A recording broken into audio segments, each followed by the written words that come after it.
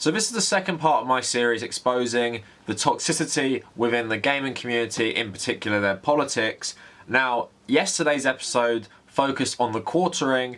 While you don't have to have watched it, I would recommend that you do so because there is a through line between what I talked about in that video and this video. And it may be obvious that this was originally recorded as one video, but it's just way too long, so I split it into three. So today's episode is going to be focusing on the popular gaming YouTuber, ActMan. So TheQuartering is a talentless hack, but ActMan, like I said previously, is actually a good YouTuber when he's making video essays about, old classic games.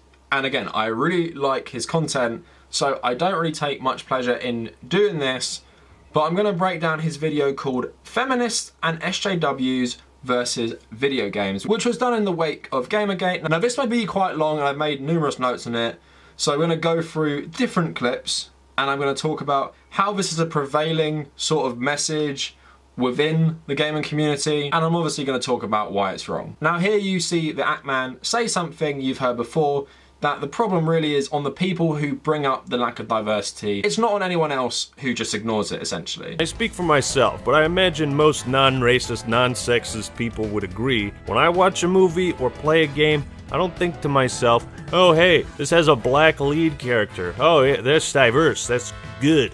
I'm more interested in the writing, the cinematography, the sounds, the music, dialogue. See, the real problem is seeing a lack of diversity as a problem. When you boil down the quality of any art or narrative down to a gender or percentage of skin tones, you are making the diversity quota an issue. Now in the video, ActMan goes on to talk about criticism by games media that The Witcher 3 was not diverse enough. Now his argument is not necessarily something I disagree with. He's essentially saying that Poland doesn't really have many, cultural landmarks on the world stage. You probably don't know anything from Poland in terms of literature or video games.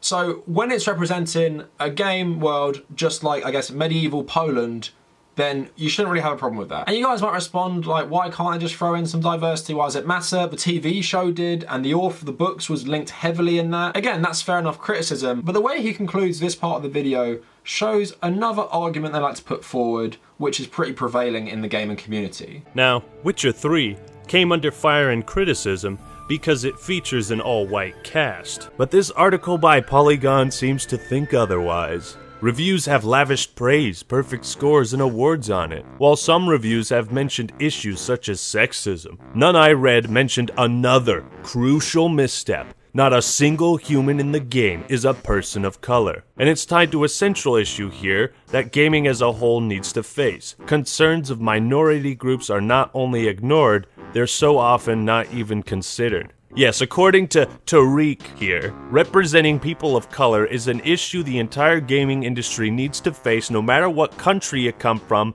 because fuck your nation, fuck your culture, fuck your history, give me diversity, or I'll write a shitty, racist article about it. This backwards asshat of a man tries to self-victimize himself and disregard the nation of Poland. This article is a perfect example of how SJWs can get so wrapped up in their own ideology that they don't realize what they're writing is racist, culturally insensitive, and virtue signaling propaganda. So again, criticizing a game for a lack of racial diversity is itself racist, and you're part of the problem for bringing it up in the first place. Again, in the specific example of The Witcher 3, I'm willing to have that conversation about, Polish representation on the world stage. And again, you're parroting what people like TheQuartering are saying is that it's on people who bring it up. They're the problem. You're the problem if you ever bring up we should have more diversity in games. ActMan also uses Morgan Freeman saying that for racism to go away, you've got to stop talking about it. America has a big history with race because we are a very diverse country. But as Morgan Freeman wisely said, how are we going to get rid of racism and stop talking about it?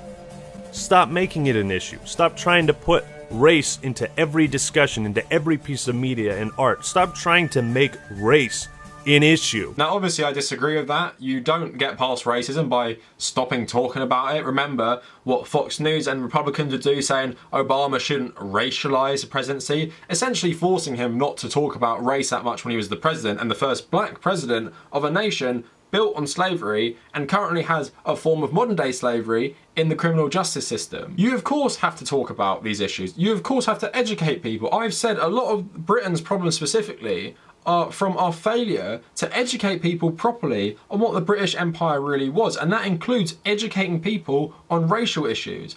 You can't just stop talking about it and expect it all to go away, because what happens is that old prejudices just stay because no one ever challenges them. Obviously this argument is complete bullshit, and it's convenient to use a black guy saying this to back you up and respect the black guy at that, but it is bullshit. You don't get rid of racism by stopping talking about it, and whether you agree with the guy who said Witcher should be more diverse isn't the problem. It's that this is a guy who isn't white and he's challenging it, and you can have that debate, and your response should be a bit more measured, and you could say something like, while I agree that there isn't enough diversity in the gaming industry, I feel in this particular instance, when we're trying to represent Poland, for example, I don't think it's misplaced.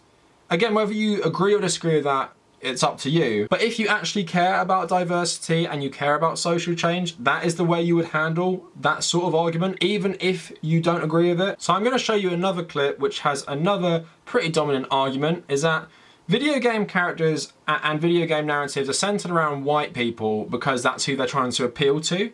So take a look at this quick. Is there a lack of diverse people from different cultures as video game protagonists and in the industry? Perhaps, but it's not really an issue. That's just the demographics of America. Now, if you want to change what video game companies appealed to, you'd need to change the demographics. And good luck with that. Now, of course, America is not the only video game market. Asia is, of course, taken off. You could argue actually more gamers are from Asia than anywhere else. But the point I want to make here is that if white men are the people who predominantly buy video games and play video games, why do you just have to make every character like them? I could maybe understand it if you're making the argument a bit more towards the Doom guy or Master Chief, but again, I don't think that guy needs to be white necessarily.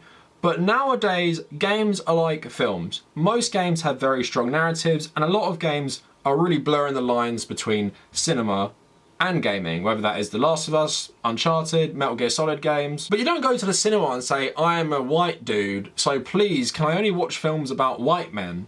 No one really thinks like that. So why would you apply that logic to the gaming industry? When you watch films that celebrate different cultures and show you other parts of the world you've never seen before, that's pretty rewarding. You learn something as well. So why don't we apply that to the gaming industry? Why do we say, well, let's keep white men the main protagonists because white men traditionally play video games? And he even admits in his own video that there isn't really enough diversity in leading characters in video games. So another clip I'm going to play you is the ActMan saying that SJWs, arguing for more diversity is pretty much just as damaging as not having the diversity in the first place. But it seems to me like these people want to change the way our culture and other cultures and countries create art to fit their own standards and ideologies of diversity and racial acceptance. And that seems far more damaging to society than a lack of diversity ever could be. Now that statement is bordering on white nationalist talking points about protecting culture. No, Anita Sarkeesian or other YouTubers saying you should have more diversity in a global games industry is not a bad thing, and it's definitely not as bad as these people not having a voice in video games. Again, you're talking about protecting US culture, protecting Polish culture, not allowing any diversity. And now you can start to see how gaming can lead to more radical beliefs. So ActMan goes on to say that gamers don't care about any of these things. If you're here for a good time to play games with other people, we don't care. While simultaneously showing footage of Milo Yiannopoulos, a well-known white supremacist. That has risen up because it is tired of being lied about and slandered by its own press. Realistically, unless you're playing Dota, League of Legends, or Call of Duty multiplayer, gamers don't care if you're gay, what color your skin is, or if you're a girl. All we care about is having fun and sometimes being competitive. Everyone can have a home in gaming if they're a good person at heart, and they share their love with others. Now obviously I wish that was the case, but I wouldn't be making this video if it was. It's a convenient thing to say for people like the ActMan, TheQuartering, that, we don't care, and maybe people like the ActMan don't care, and TheQuartering don't care on a surface level, like I'm not going to treat you any differently based on who you are, But when you make videos like this, and you make videos like TheQuartering pushing back against these groups, saying that they're not oppressed, saying that they shouldn't be talking about diversity, saying that their pursuit of more diversity in games media in general is just as damaging as not having diversity, it doesn't make me think that you don't care about these things. Now, he goes on to say there's no proof of these things, so have a look at this clip. Now let's wrap this up and talk real shit. Just as it was with the war against video games, the idea that video games and the industry itself is racist, sexist, homophobic, pro-genocide, or whatever has no real concrete evidence or proof. Simply put,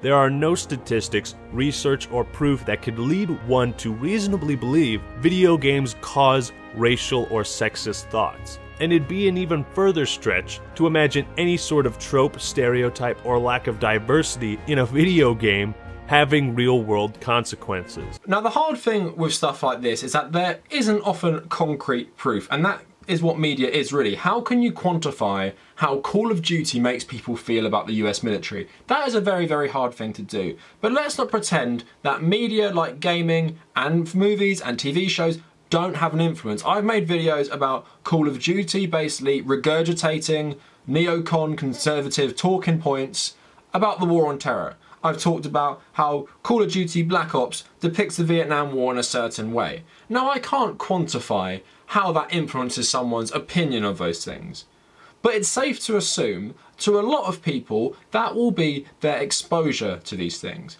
That will be some of their limited exposure to the Vietnam War. And does that enter your mind in how you think about that conflict? Of course it does. And does that play a part in your general politics? Yes, it does. Media will play a prominent role in how you view certain things. Where do most people get their knowledge of World War II from? World War II films. Let's keep it real. Most people's primary knowledge of World War II comes from those films.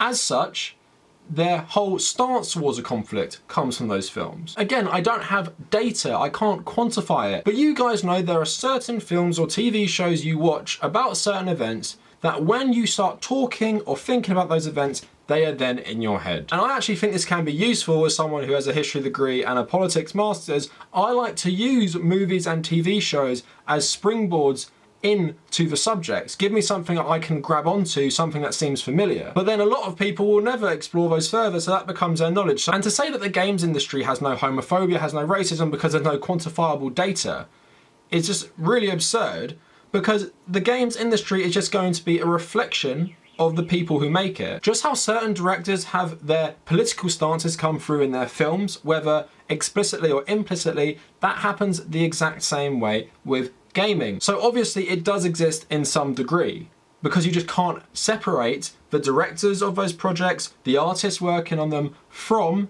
their political beliefs. So I think the conclusion of his video shows where a lot of his ignorance comes from. This quest for equality and diversity wasn't a highly publicized issue until just a few years ago. It wasn't an issue until it was made an issue, until gaming itself was attacked. So the push for more diversity in gaming only became an issue recently because SJW feminists just wanted to, pat themselves on the back and make themselves look better. Or maybe it could be that society is changing very, very rapidly.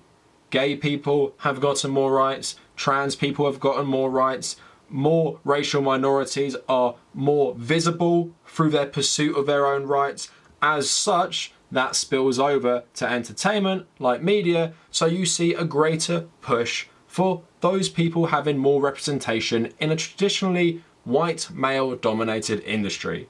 It's not because people suddenly thought after hundreds of years that I fancy pushing some progressive politics in entertainment at large, and I'm going to start right now. No, it's obviously a correlation with what's happening in general society. Now again, this video from the ActMan was extremely disappointing. It was 3 years ago nearly, I'll say that, but he does drop a lot of these messages in his current videos.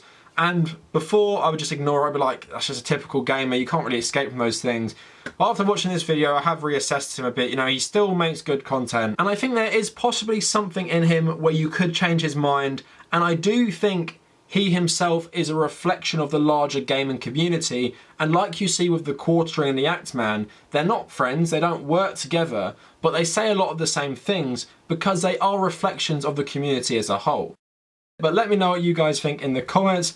Let me know if you have any other examples. Let me know if you want a follow-up to any of this. If you want to follow me on social media, follow me at TheQuartering. Twitter is the main one, but also Facebook and Instagram. Also check me out on Reddit, so u/Tommy Cahill is my personal Reddit, but the big one for me is r/TheQuartering. That is my subreddit. Check out my Patreon and WordPress in the description, and if you made it this far, thank you for watching.